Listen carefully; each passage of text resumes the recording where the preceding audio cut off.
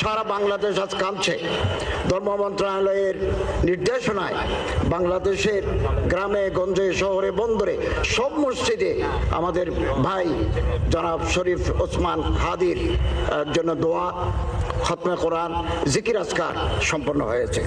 আমি তার জীবন বৃত্তান্ত পাঠ করছি।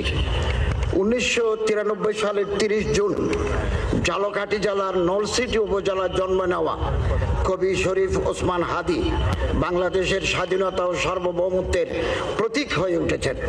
তার ক্ষুরদার যুক্তি, দেশপ্রেম, মানবিক মূল্যবোধ, দৃঢ়তা দিয়ে তিনি দেশকে ভালোবেসেছেন।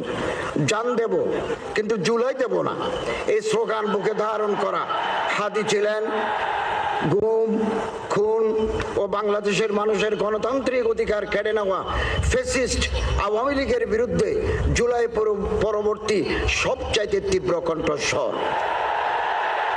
নতুন বাংলাদেশের সাংস্কৃতিক ন্যারেটিভ নির্মাণে শরিক হওয়ার জন্য প্রতিষ্ঠা করেছিলেন ইনকিলাব কালচারাল সেন্টার।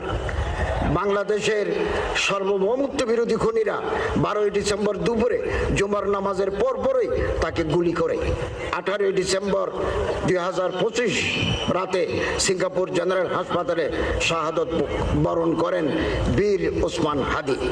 ওরা ওসমান হাদিকে নিশ্চিহ্ন করতে চেয়েছিল, আর ওসমান হাদি হয়ে উঠলেন আমাদের সবচেয়ে বড় প্রতীক স্বাধীনতা এবং সার্বভৌমত্বের। আল্লাহ তাআলা ওনার মাগফিরাত করুন এবং বেহেশতের অসংখ্য নিয়ামত দিয়ে আল্লাহ তাকে সম্মানিত করুন, আমিন। সারা বাংলাদেশ আজ কাঁপছে। ধর্ম মন্ত্রণালয়ের নির্দেশনায় বাংলাদেশের গ্রামে গঞ্জে শহরে বন্দরে সব মসজিদে আমাদের ভাই জনাব শরীফ ওসমান হাদির জন্য দোয়া, খতমে কোরআন, জিকির আজকার সম্পন্ন হয়েছে। আমি তার জীবন বৃত্তান্ত পাঠ করছি।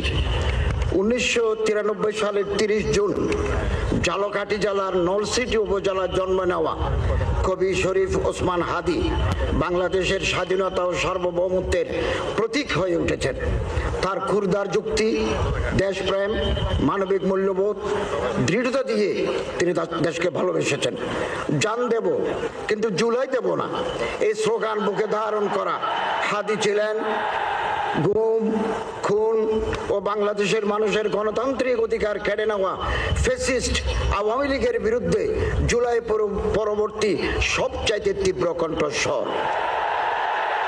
নতুন বাংলাদেশের সাংস্কৃতিক ন্যারেটিভ নির্মাণে শরিক হওয়ার জন্য প্রতিষ্ঠা করেছিলেন ইনকিলাব কালচারাল সেন্টার।